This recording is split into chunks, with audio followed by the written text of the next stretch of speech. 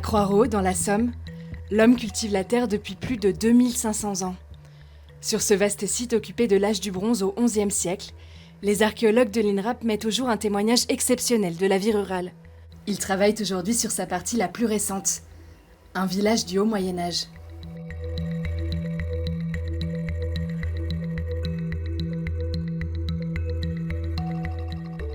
T'es dans le poteau... C'est le 31 430. Avant d'être aménagé, cette immense parcelle va être intégralement fouillée par Gaël Brûlé-Chabot et une équipe d'archéologues et de spécialistes. Parce que là, on est orienté comme ça. Moi, je me demandais s'il y avait une file. C'est vraiment une chance, une grande opportunité de fouiller à Croix-Ros sur une énorme surface comme celle-là, qui est près de 20 hectares, car nous avons l'opportunité d'avoir le village complet du Haut Moyen-Âge, c'est-à-dire une occupation entre la fin du 5e siècle et le début du 11e, et en plus avec l'exploitation agricole gallo-romaine qui l'a précédée. Donc une fenêtre finalement chronologique de plus de 1000 ans. Pour mieux comprendre la vie de ce village, les archéologues cartographient l'ensemble du site. Difficile de l'imaginer aujourd'hui, mais des dizaines de bâtiments se dressaient autrefois ici. Tous les bâtiments ici sont construits à partir d'architecture en bois, donc poteaux de bois et murs en terre. Donc les constructions qu'on a pu découvrir pour l'instant nous font penser qu'on est en présence de bâtiments d'habitation, bien sûr, mais également d'élevage, des remises, des granges pour différents stockages, notamment le stockage des grains. Au Moyen-Âge, plus de 9 personnes sur 10 vivent à la campagne dans des paysages déjà très transformés par les humains. La culture des plantes se développe et riches comme pauvres consomment de la viande. À Croix-Ros, les paysans produisaient des vivres, mais pas seulement. Sur le site, les archéologues ont aussi retrouvé de nombreux ateliers. Ces petites cabanes, c'est des constructions avec des toitures à deux pans.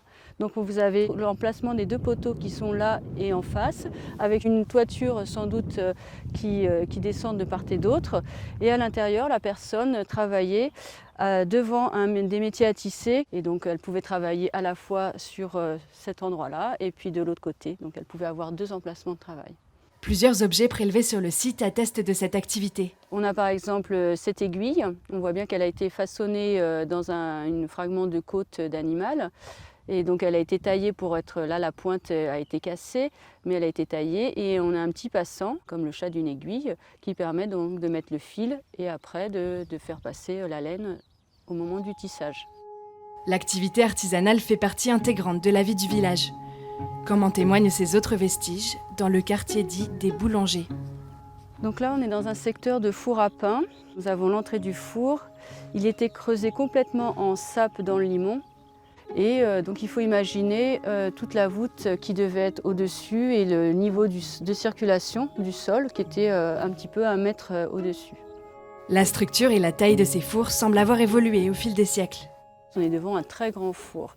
Donc a priori, si on met en chauffe ce type de four, il nous faut beaucoup de combustible et ça produit beaucoup de pain. Donc on a une tendance à un four plus collectif déjà à partir du 8e siècle et sans doute un seul boulanger à partir du 10-11e siècle. Pour les archéologues, cette possible mutualisation des fours rejoint une hypothèse plus globale. Le 8e siècle pourrait avoir été marqué par l'arrivée massive de nouveaux habitants à Croix-Ros.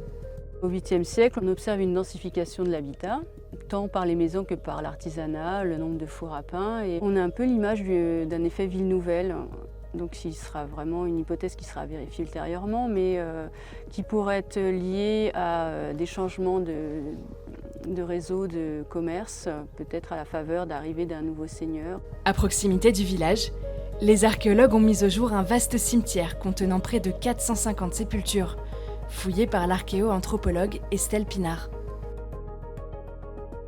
On a les métas en connexion avec les premières phalanges. C'est quand même la première fois qu'on les voit bien, aussi bien que ça chez un enfant. Ouais, là, ils sont bien. Il a été créé au 8e siècle, c'est-à-dire au moment de cette possible réorganisation du village. Là, on a une fosse ovale, assez grande. Dedans, on a dégagé les ossements d'un individu adulte. Son crâne, qui se retrouve entre les épaules, devait initialement être posé légèrement surélevé sur le silex, calé, et il a glissé lors de la décomposition entre les épaules. Les pratiques funéraires pour cette période donc, du carolingien, c'est assez simple. On creuse une fosse, on y dépose un corps, vêtu ou dans un linceul, mais il n'y a aucun objet accompagnant le défunt.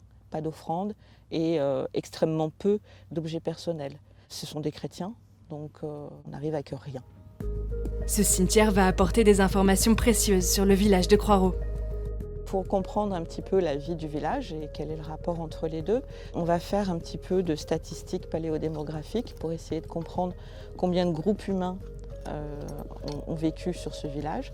On le fera aussi avec les datations absolues et on essaiera de comprendre, on espère en tous les cas, combien d'unités d'habitat se sont servies de ce cimetière et pendant combien de temps. Mais l'histoire de ce cimetière s'arrête net.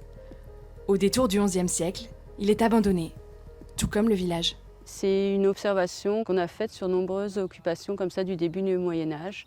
Il y a un phénomène de regroupement de ces différents hameaux ou villages qui devaient parsemer les campagnes vers un pôle soit laïque, soit ecclésiastique, qui offrait aux habitants tous les services. C'est comme ça que se sont regroupés nos villages actuels. En poursuivant l'étude du site de Croireau, les archéologues pourront mieux comprendre son essor et son déclin, et enrichir nos connaissances sur le Moyen-Âge.